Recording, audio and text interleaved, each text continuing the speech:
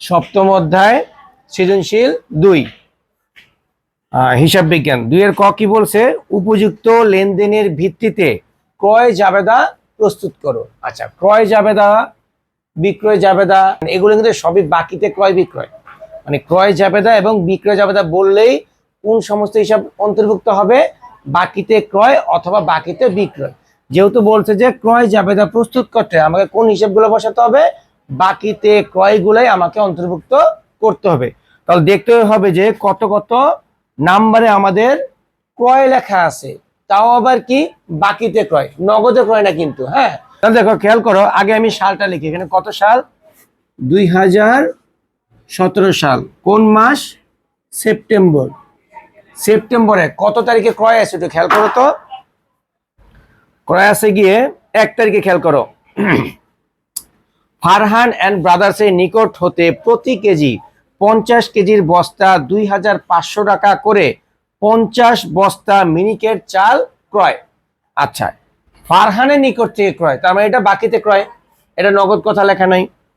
আচ্ছা, ফারহান। এখন এই ক্রয় জাবেদা বিক্রয় জাবেদা করতে হলে আমাকে কিন্তু গণনা কার্য করতে হবে।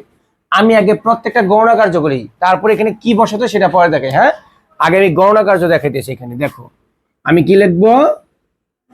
গণনা কার্য। প্রথমে কার গণনা কার্য দেখাবো? ফারহানের, তাই না? ফারহান, আগে ফারহানটা বসে আমি। ফারহান। আচ্ছা দেখো ফারহান কি করছে খেয়াল করো। এখানে সে প্রতি কেজি 50 কেজির বস্তা 2500 টাকা ধরে 50 বস্তা মিনিকেট চাল। মানে দেখো প্রতি কেজিতে 50 কেজি আছে, এই কেজিটা কিছু না, আমি কি হিসেবে কিনছি? বস্তা হিসেবে। 2500 টাকা করে কত বস্তা কিনছি আমি? 50 বস্তা। তার মানে দেখো এটা হবে যে 2500 গুণন কত? 50, তাই না? আচ্ছা, বাট্টা আছে আগে দেখো। বাট্টা সবসময় কি করতে হয়? মাইনাস করতে হয়। মাইনাস কত পার্সেন্ট বাট্টা? 3% বাট্টা। আমি বাট্টা বাদ দিব 3%। কয় পার্সেন্ট? 3% বাট্টা। আর কোনো এক্সট্রা খরচ আছে? নাই। নিয়মটা হলো টোটাল ক্রয় বা বিক্রয়ের টাকা ধরার পরে বাট্টা তোমাকে বাদ দিতে হবে। বাট্টা বাদ দিয়ে এক্সট্রা যদি কোনো খরচ থাকে, এক্সট্রা খরচ বলতে কি? পরিবহন খরচ, মানে বহন খরচ, কোনো শুল্ক চার্জ এগুলো থাকলে এগুলো কি করতে হবে? লাস্টে যোগ করতে হবে। তাহলে তুমি কি করবা? আগে ক্রয়টা মোট বের করবা, করার পরে এটার মধ্যে কি দিতে হবে? 3% বাট্টা বাদ দিতে হবে। তাহলে আমি এইটাকে আগে গুণ করলে কত আসে? এটা গুণ করলে কত আসে দেখো তো। 1,25,000। 1,25,000 মাইনাস 3%। কার 3%? এই যে এইটার 3% ধরতে হবে। এটা 3% কত আসে? 3,750। এখন আমি এটাকে কি করব? বিয়োগ করব। এটা বিয়োগ করে আসে 1,21,250। এই যে এটা হলো মোট ক্রয়ের পরিমাণ। এই টাকাটা আমি কোথায় বসাবো?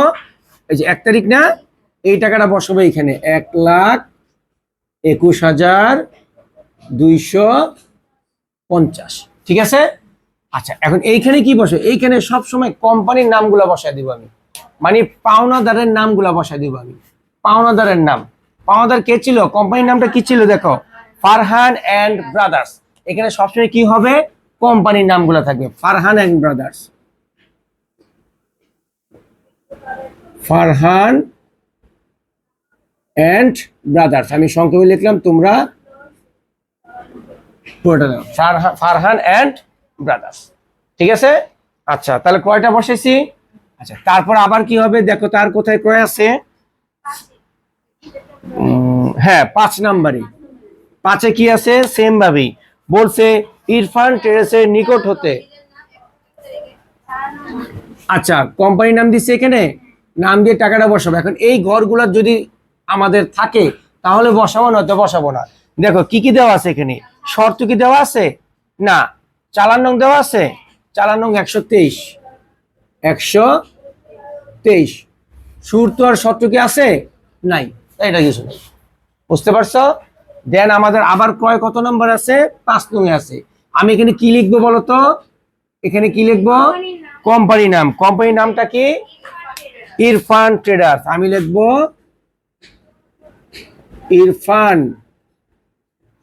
Traders, Irfan traders. আচ্ছা, টাকাটা কিভাবে বের করবো? এই যে মাত্র যেটা করলাম আমি, ইরফান, আমি জাস্ট বলে দিই, দেখো ইরফান বলছে কি এখানে, বলছে 105 টাকা করে 200 কেজি জাল। তারপরে তোমার প্রথম কি করতে হবে, সেম ভাবেই 105 গুণন 200 গুণ করব, গুণ করে যত আসবে তার থেকে কত পার্সেন্ট বাদ দিব, 5% বাদ দিব। এটা অ্যান্সারটা কত হয় বলো তো? এইটার টাকা কত আসে, 19,950। বুঝতে পারছো? এটা কিভাবে বের করছি, সেম ভাবে এই নিয়মটা তোমরা বের করে দিবা।